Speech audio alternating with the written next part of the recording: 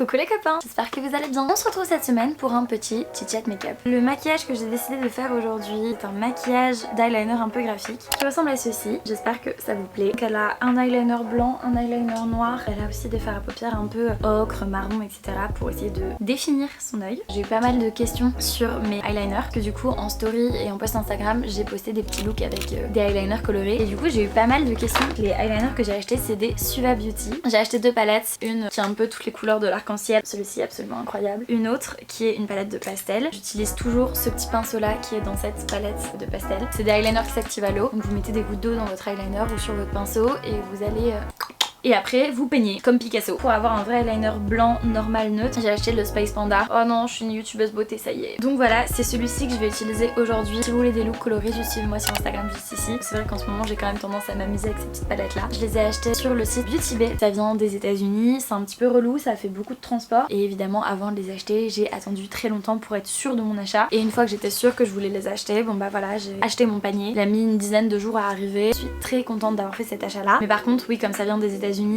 c'est pas une plateforme que je vais utiliser tous les mois. Avant de passer aux questions, je voulais juste vous parler d'une petite marque avec laquelle je collabore, qui est la marque Ana Luisa, qui est une marque de bijoux dont je vous ai déjà parlé. Actuellement ils font des promotions pour le Black Friday, donc ils m'ont renvoyé des bijoux. Je reçois gratuitement les bijoux dont je vous parle. Ils m'ont envoyé 3 bijoux, ils m'ont envoyé ce magnifique collier, ces boucles d'oreilles qui vont avec le collier. Cet ensemble là c'est devenu mon ensemble préféré. Et ils m'ont aussi envoyé un petit collier comme ça avec une petite perle que je trouve très très beau. Ana Luisa c'est une marque de bijoux éthique. Les bijoux sont au minimum plaqué or, donc c'est des matériaux qui vont durer dans le temps, qui vont pas trop s'abîmer. Moi je les porte constamment, je les retire quand même pour me laver parce que je fais attention en général à mes bijoux. Mais tous les bijoux Ana Luisa que j'ai tiennent très bien dans le temps. Je suis allée à la piscine avec, ils ont fait l'été avec moi. Je trouve les bijoux très très beaux, très originaux et assez tendance, donc ça c'est chouette. C'est une marque qui est neutre en carbone, donc elle compense à 100% ses émissions en carbone. Et je trouve que c'est une très bonne initiative pour une marque comme ça. Et j'aime beaucoup l'effort qu'ils font sur le packaging, puisque comme vous l'avez vu et comme je vous l'avais déjà présenté dans une précédente vidéo, les cartons sont tout petits. Les bijoux arrivent dans des petits pochons comme ça, donc ça évite de les perdre, ça évite de les abîmer. Si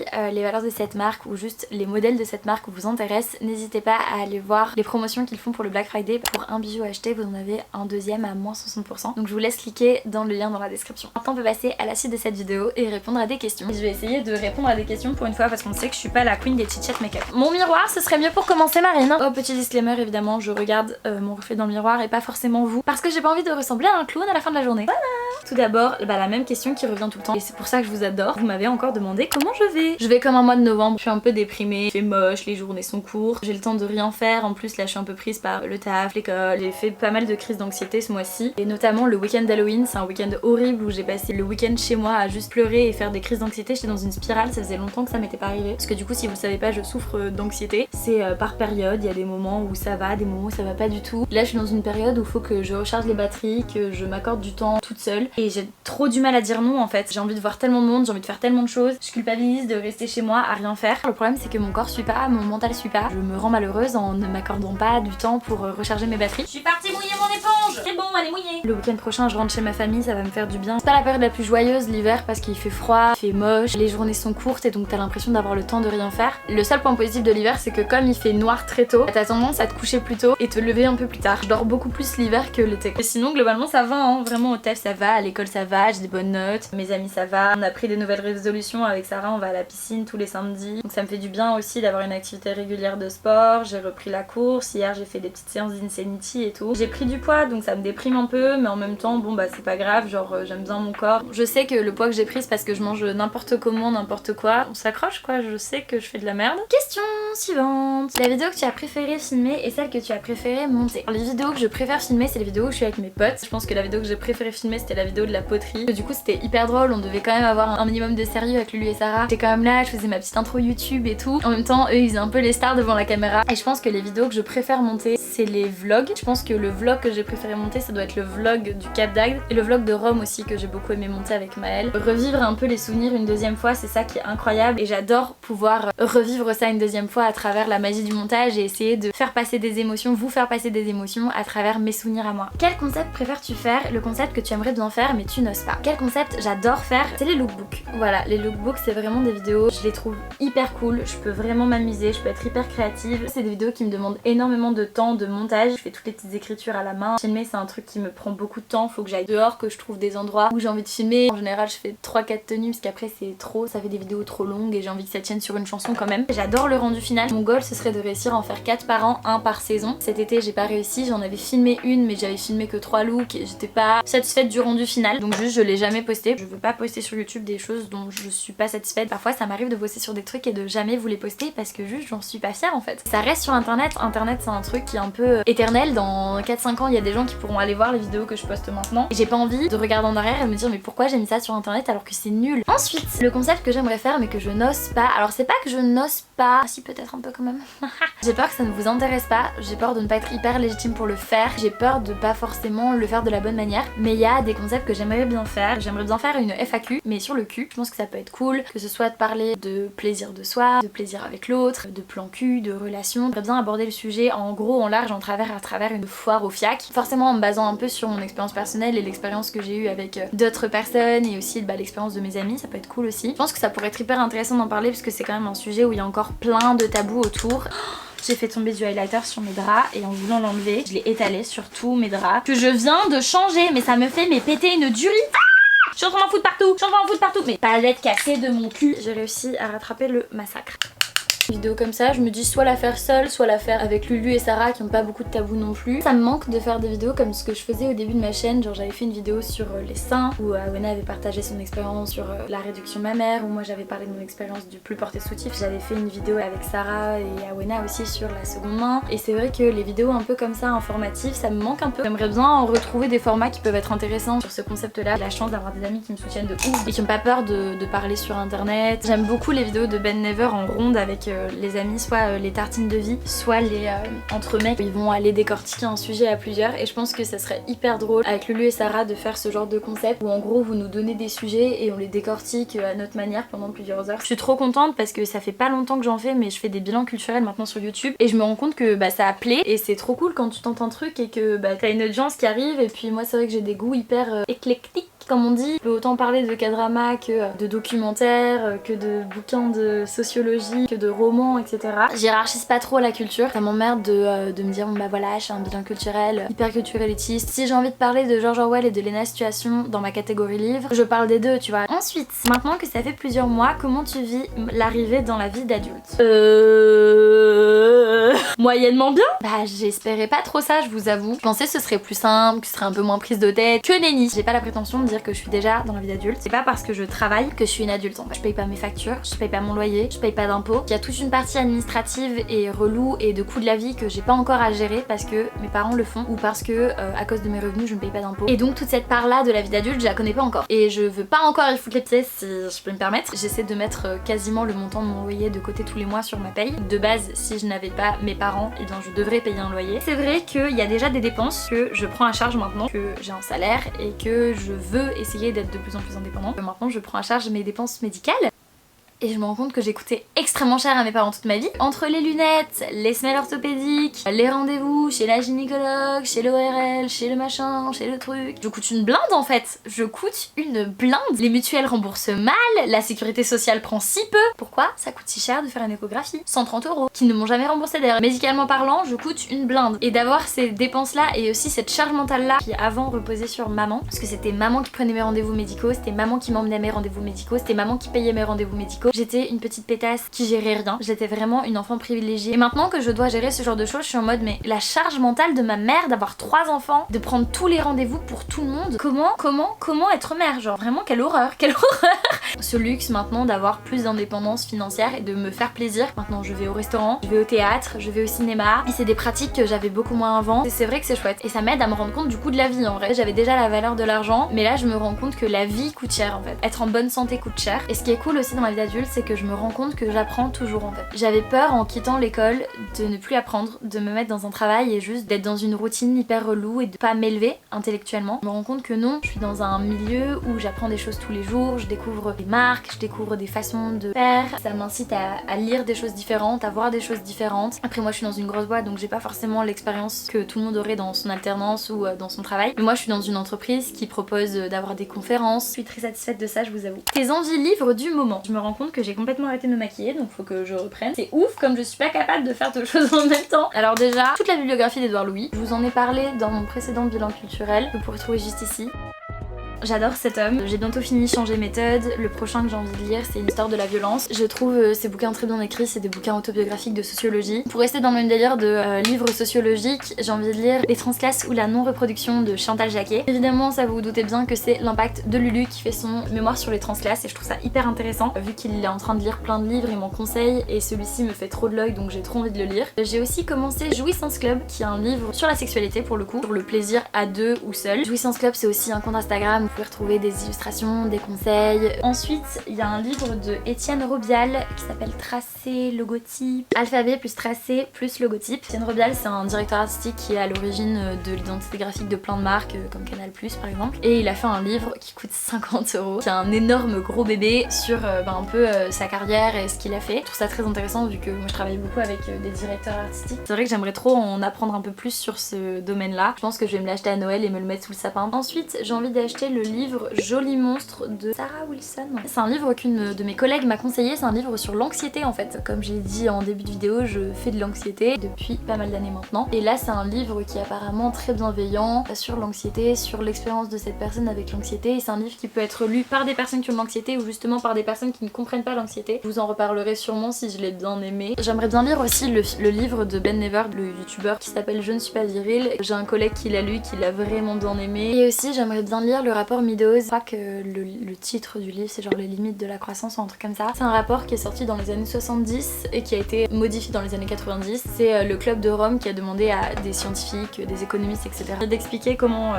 l'économie va évoluer. C'est un rapport qui fait 400 pages et qui est quand même assez dense et assez dur à lire et mon père est en train de le lire et me l'a vraiment conseillé. Il m'a dit franchement c'est trop bien, c'est d'utilité publique de le lire. Il me dit que c'est important, surtout si mon papa me le recommande de le lire. Question suivante. Peux-tu partager ton expérience concernant ton parcours scolaire post-bac? J'ai déjà l'impression d'en avoir beaucoup dit sur ma vidéo sur la prépa BL, donc sur la classe préparatoire que vous pouvez retrouver juste ici. Après le baccalauréat, j'ai fait 2 ans de classe préparatoire. Ensuite, j'ai fait 1 an d'économie-gestion à la fac. J'ai fait une licence d'économie-gestion en anglais, c'était une licence sélective, genre on était 13 dans ma classe. Ça s'appelait ICM, International Studies in Economics and Management. J'avais 60% de mes cours en anglais. J'avais genre quelques amphis avec les gens qui avaient économie-gestion normale. Mais sinon on était en classe, donc c'était une expérience assez bizarre de la fac finalement. J'ai fait un semestre du coup à l'étranger à l'université de Gand. J'ai validé ma licence avec 15, donc c'était cool, j'ai eu une mention bien. Alors que je vous avoue que l'économie-gestion c'était pas forcément le pied. Mais c'est là-bas que j'ai découvert le marketing. J'ai eu un cours qui s'appelait Introduction to Marketing et c'était un cours de 5 heures le vendredi matin, donc de 8h à 13h. Et franchement un cours de 5 heures c'est hardcore. Le professeur était hyper passionné et hyper passionnant. J'avais 3 heures de cours entre guillemets. Les 3 premières heures c'était des heures de cours purs où on allait très très vite et on voyait plein de concepts. Et les 2 dernières heures de cours on avait un intervenant qui venait et on a eu des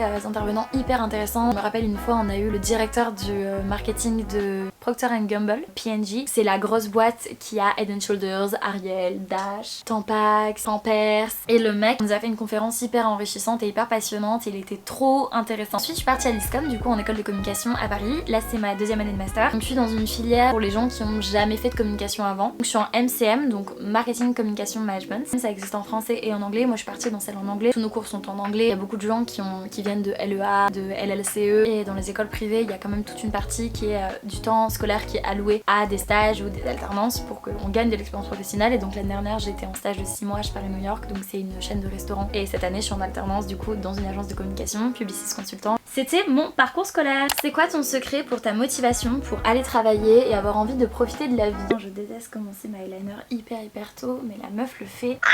J'aime pas, ça me va pas. La nana fait un eyeliner auquel je suis pas habituée parce qu'il est beaucoup plus épais que ce que j'ai l'habitude de faire. En fait pas du tout, c'est moi qui est complètement hallucinée. En fait elle a un tout petit eyeliner de rien du tout. Mais je suis complètement con. Je viens de foutre en l'air tout mon fard à paupières du coup. Et là concrètement elle fait juste... Et voilà, j'ai fait de la D, j'ai fait un caca. J'aime pas quand ça vient à l'intérieur de l'œil parce que j'ai l'impression que ça rétrécit complètement mon œil. Faut que j'arrive à faire la haine de l'autre côté. C'est mon œil gauche donc je fais toujours un peu plus de la merde. J'ai réussi à faire l'autre œil, j'ai essayé de faire le eyeliner blanc. Il faut que j'aille mettre de l'eau dedans. J'ai rempli mon gobelet d'eau et on va mettre des petites gouttes dedans du coup. 2 gouttes, hop. Voilà, c'était ma technique. Vous en faites ce que vous voulez. Je pense que déjà j'ai un entourage très positif. C'est très sain. Je peux leur dire quand ça va pas. C'est vrai que d'avoir cet entourage là, ça me fait beaucoup de bien.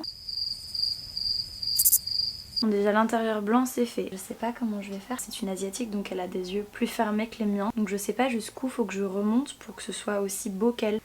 Oh, je vais faire de la merde. Ok. Oh non, je l'ai pas fait assez haut. Je l'ai pas fait assez haut. Quand je ferme mon œil ça fait non. Non. Bah ouais, quand je ferme mon œil, il est complètement recouvert quoi. Je fais exprès d'être aussi bête, c'est pas possible. C'est chiant parce que j'ai les paupières tombantes. Ce qui est trop cool, c'est que comme c'est des eyeliners activés à l'eau, ils se barrent hyper facilement quoi quand tu mets un peu d'eau dessus. Pas obligé d'y aller avec le démaquillant. Quand t'as pas du fard à paupières en dessous que tu t'en fous, tu peux y aller bien franco et tu crains rien. Je trouve ça beau quand même. Yay! Trop cool, je crois que j'ai réussi à faire un truc bien. Mais c'est beau, non? Je m'attendais pas à ce que ça rende bien. Hop, bon bah je peux ranger ça. Et là du coup je vais mettre mon petit mascara, mon petit rouge à lèvres. Oh!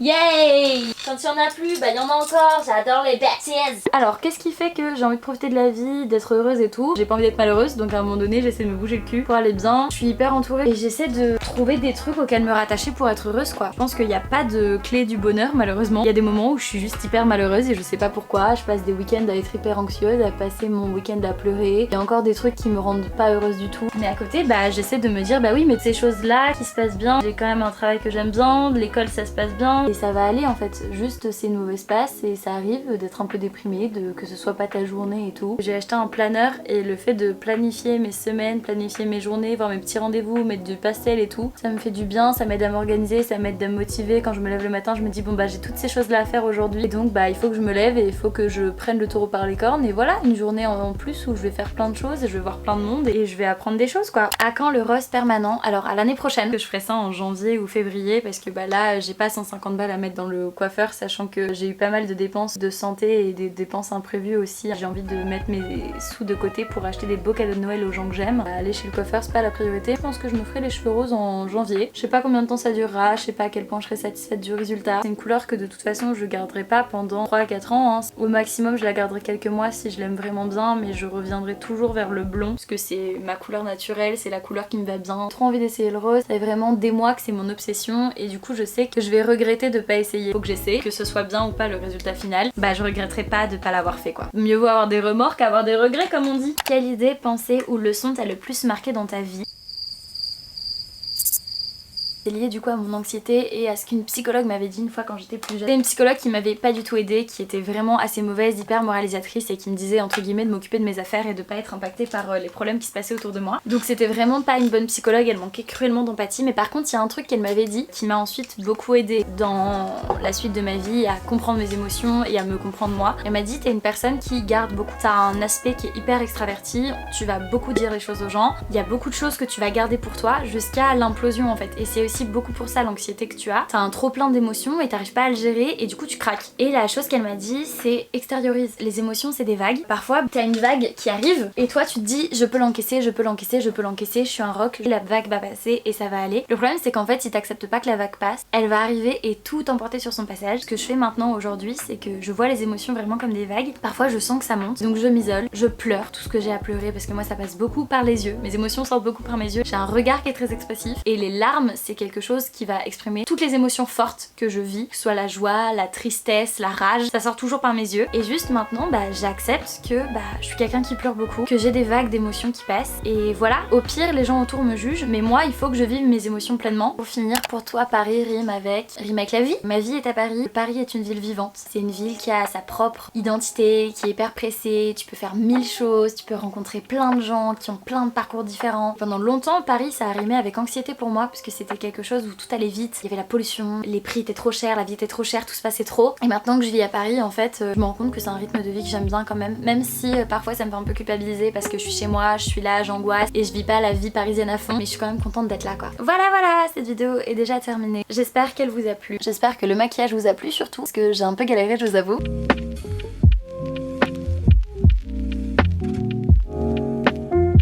N'hésitez pas si vous êtes intéressé par les bijoux d'Anna Luisa d'aller voir dans le petit lien dans la description, évidemment, je vous le redis, on ne sait jamais. Ça peut offrir dès jusqu'au 29 novembre. Si vous avez aimé cette vidéo, n'hésitez pas à lui mettre un petit like, un commentaire, à la partager, à vous abonner à ma chaîne évidemment et à venir me suivre sur Instagram si vous voulez voir les autres petits make-up que je veux faire avec mes petits eyeliners cool et juste si vous voulez voir comment je vais en général. Bonne semaine à vous, à la semaine prochaine.